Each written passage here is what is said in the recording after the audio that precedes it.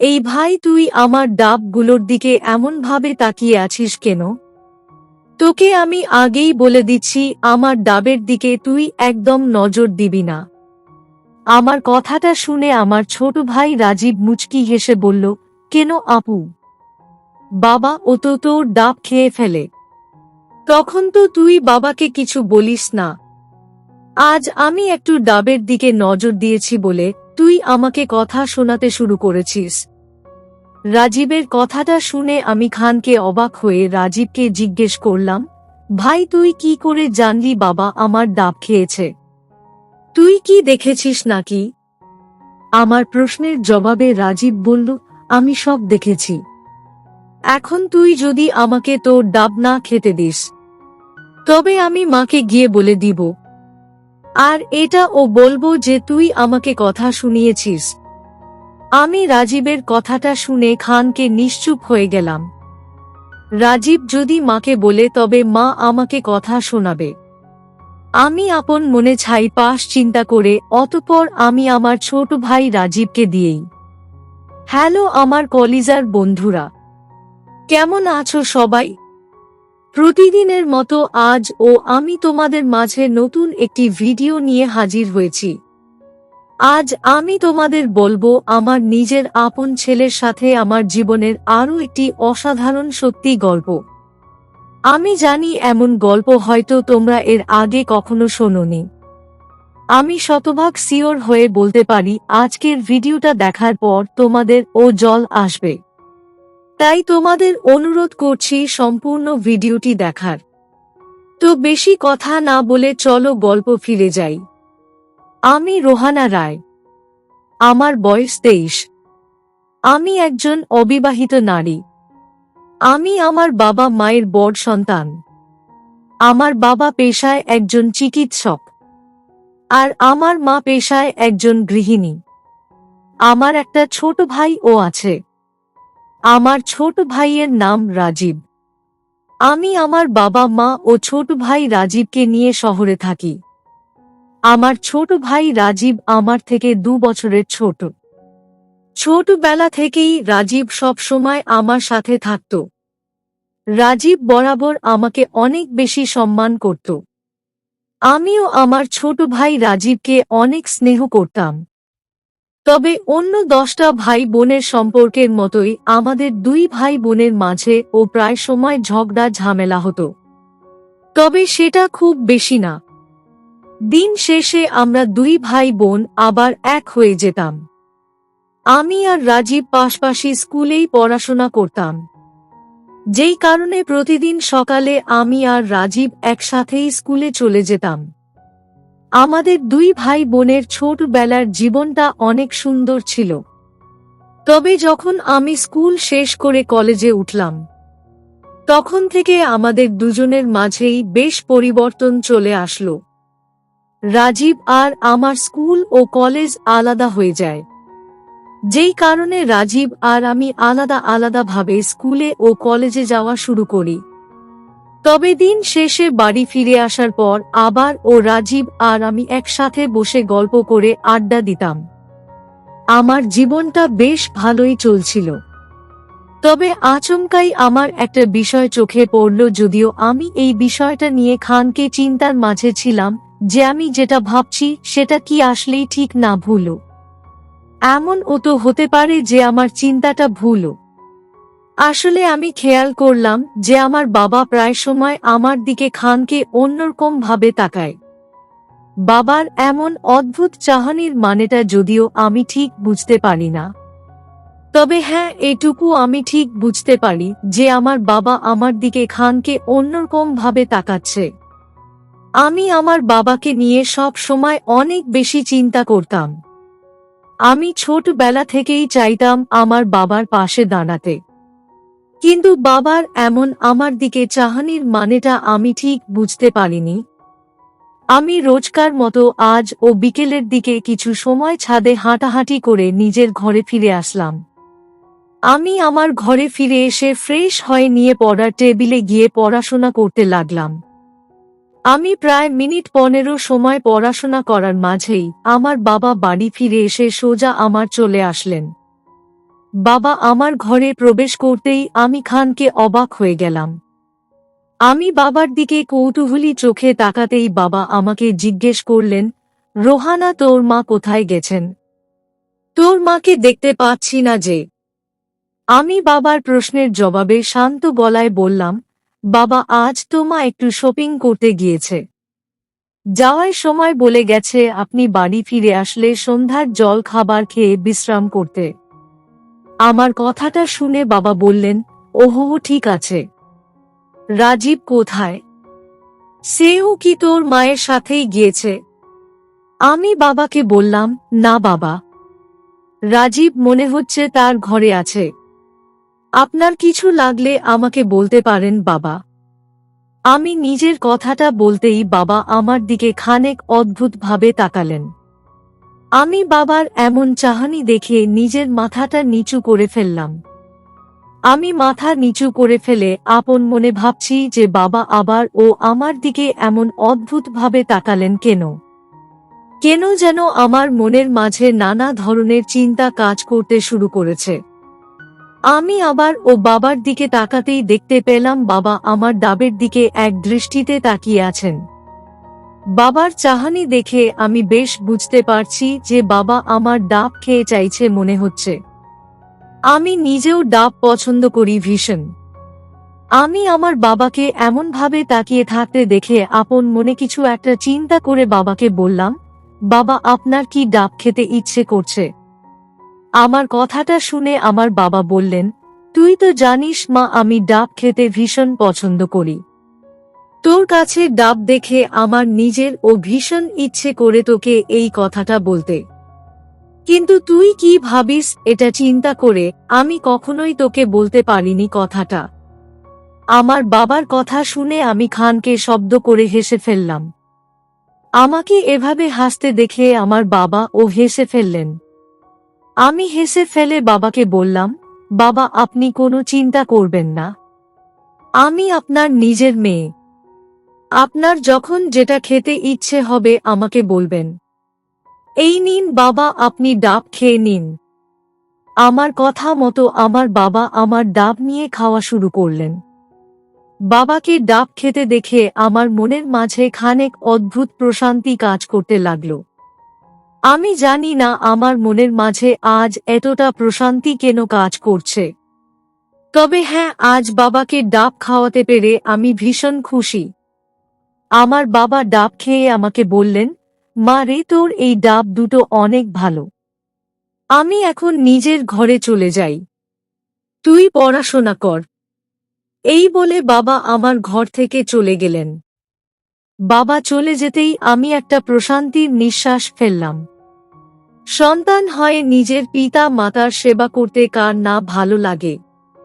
বাবা চলে যাওয়ার পর আমার ছোট ভাই রাজীব আমার কাছে এসে বলল, আপু, তুই কি এখনো পড়াশোনা করতে থাকবি?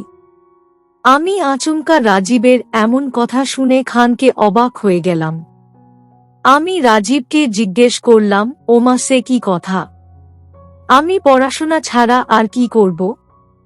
আমার কথাটা শুনে রাজীব বলল, তুই হয়তো ভুলে গেছিস আমাদের কক্সবাজারে যাওয়ার কথা ছিল। এখন তো বছর প্রায় শেষের দিকে।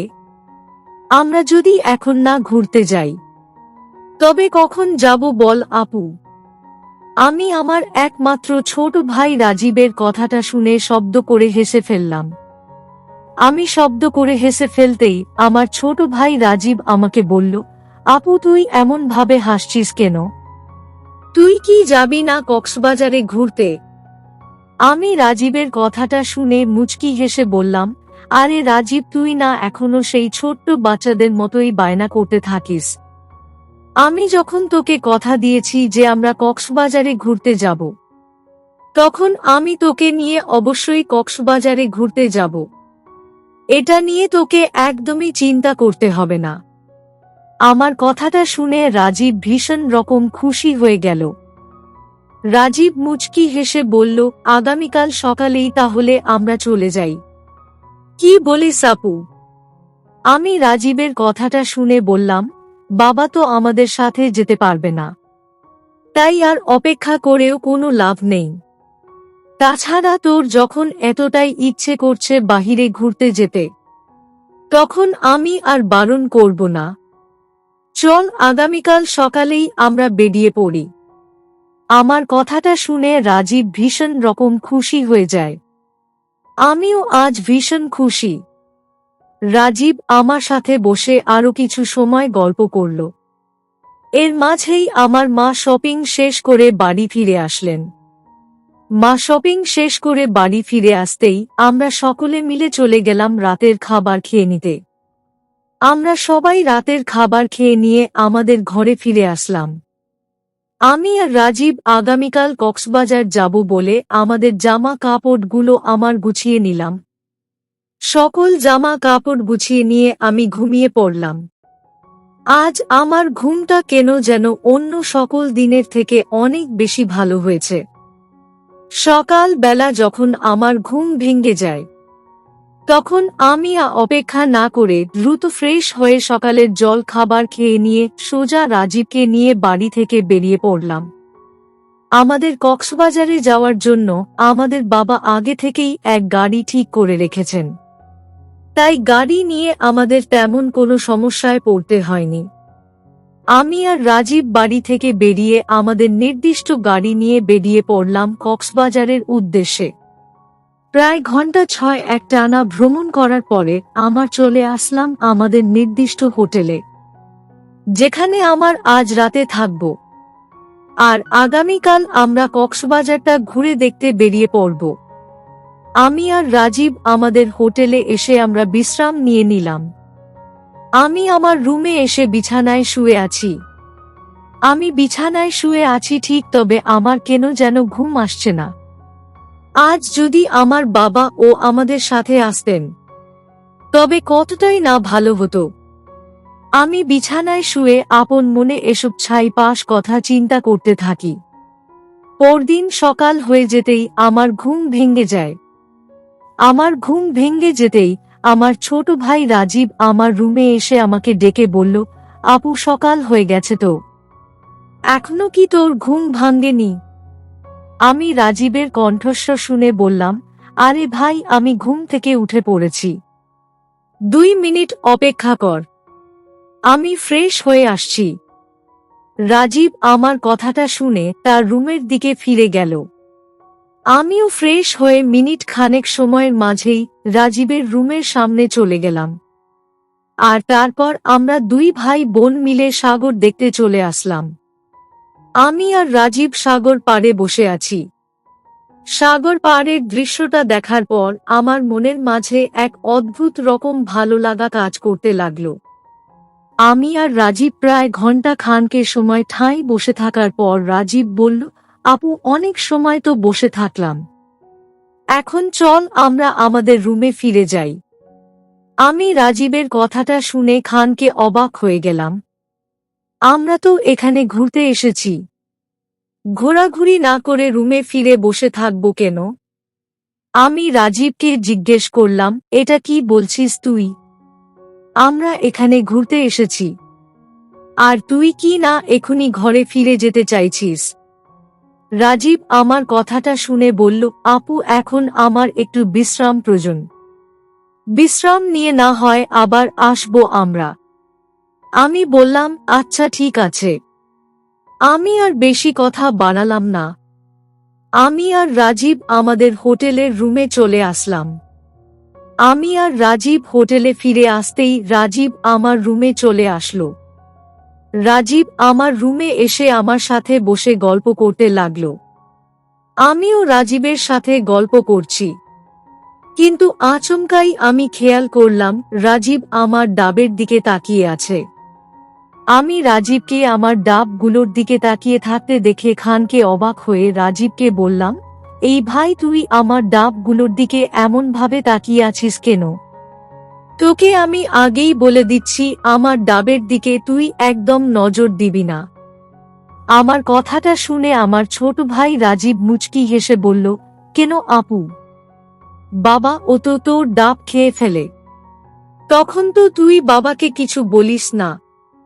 আজ আমি একটু ডাবের দিকে নজর দিয়েছি বলে তুই আমাকে কথা শোনাতে শুরু করেছিস। রাজীবের কথাটা শুনে আমি খানকে অবাক হয়ে রাজীবকে জিজ্ঞেস করলাম, ভাই তুই কি করে জানলি বাবা আমার ডাব খেয়েছে? তুই কি দেখেছিস নাকি? আমার প্রশ্নের জবাবে রাজীব বলল, আমি সব দেখেছি।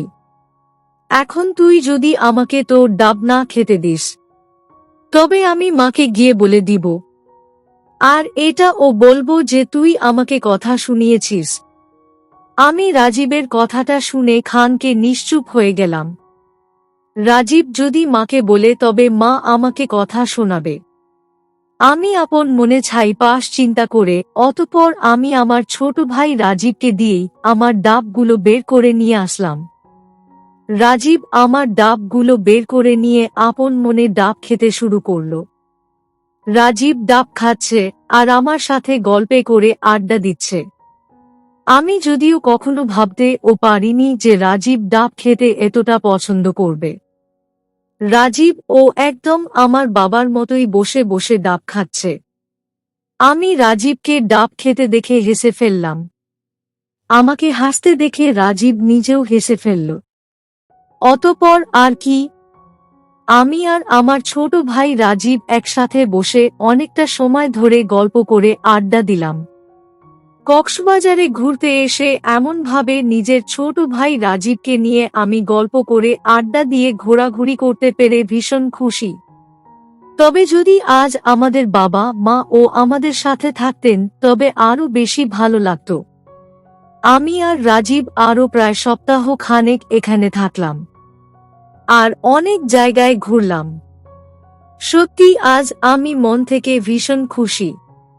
তো বন্ধুরা, এই ছিল আমার নিজের আপন ছোট ভাইয়ের সাথে আমার জীবনের একটি সত্যি ঘটনা। তোমাদের কেমন লাগলো আজকের গল্পটা? অবশ্যই কমেন্টে জানাবেন। প্রিয় বন্ধুরা, আজকের ভিডিওটি এখানেই শেষ করলাম। যদি আমাদের ভিডিওটি আপনাদের ভালো লেগে থাকে তবে একটা লাইক করবেন এবং চ্যানেলটি সাবস্ক্রাইব করবেন। আজকের জন্য আপনাদের কাছে বিদায় নিচ্ছি। দেখা হবে আগামীকাল নতুন একটি ভিডিও নিয়ে। সে পর্যন্ত সবাই ভালো থাকবেন। ধন্যবাদ।